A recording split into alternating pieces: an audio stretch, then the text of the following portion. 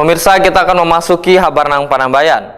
Pemerintah Kota Banjarmasin bersama Badan Amil Zakat Nasional Banjarmasin menggelar keteladanan berzakat di Aula Kayuh Baimbai, Balai Kota Banjarmasin, Jalan R.E. Martadinata, Banjarmasin Tengah, beisukan Rabu 21 Maret 2024. Pengumpulan zakat di Basnas Banjarmasin ini sejak tahun 2022 lalu trennya terus meningkat atau naik sebesar 6,6%. Sehingga target pengumpulan zakat di tahun 2024 ini bisa mencapai sekitar 5 hingga 6 miliar rupiah.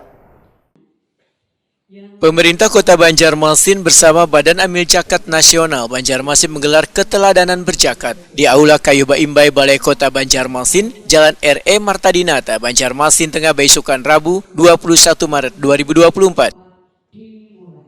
Dalam kegiatan ini, pembayaran zakat infak wan sedekah dimulai dari Wali Kota Banjarmasin Ibnu Sina, kemudian diikuti oleh seluruh pimpinan SKPD wan jajaran lainnya, dan masing-masing mengeluarkan zakat profesinya sebesar 2,5% dari total gaji yang diterima saban bulannya.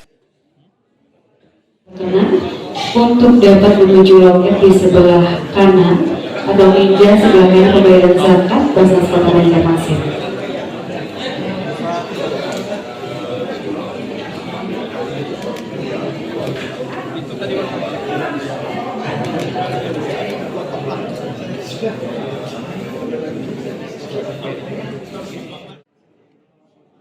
Wali Kota Banjarmasin Ibnu Sina Wetakuni Prima TV memadakan pengumpulan zakat di Basnas Banjarmasin sejak tahun 2022 lalu trennya terus meningkat atau naik sebesar 6,6%, sehingga target pengumpulan zakat di tahun 2024 ini bisa mencapai sekitar 5 hingga 6 miliar rupiah. Bahkan bila seberatan ASN di pemerintah kota membayarkan zakat profesinya, maka potensinya diperkirakan akan mencapai 12 miliar rupiah.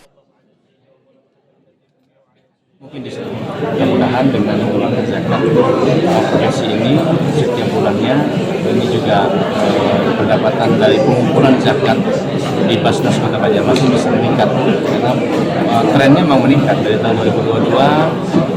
Ada peningkatan dari 3 kemudian angka 2,2, dan diharapkan tahun ini bisa meningkat lagi, targetnya sekitar 5 atau 6 terwujud dari potensi kalau semua itu potensinya hampir 12 M potensi, dan mudah-mudahan ini bisa dimaksimalkan sesuai dengan ketentuan yang ada, karena dasar hukumnya juga sudah jelas, secara agama, dalam syariat jelas, fatwa MUI juga jelas, undang-undang zakat yang diturunkan dalam perda zakat di Kota Banjarmasin, dan kegiatannya juga bisa bermanfaat banyak, bisa generasi banyak produktif, dan juga bisa untuk banyak ke masyarakat lainnya. Ketua Basnas Banjarmasin Ridwan Maskur membedakan potensi zakat dari ASN di lingkungan pemerintah Kota Banjarmasin jumlahnya sekitar 6.000 orang. Jumlah tersebut masih di luar dari jumlah pegawai pemerintah dengan perjanjian kerja.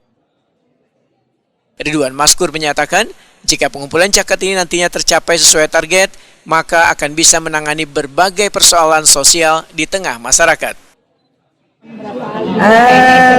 Target zakat untuk ASN atau PNS itu sesuai dengan perhitungan Pak Edi Kepala Kauda, bahwa kalau seluruh kepala dinas batas maksimal dan minimal, tadi kan maksimal 20, minimal 6,8, itu potensi zakat dapatnya sekitar 12 miliar sekian. Lalu yang sudah berjalan 2022 itu 1,3, 2023 itu 2,2. Dilihat dalam presentasi trennya naik 66%. Nah, kalau ini nanti saya sebutan tadi 66 tadi paling 99, maka akan target kita menjadi sekitar 12 kurang lebih miliarnya.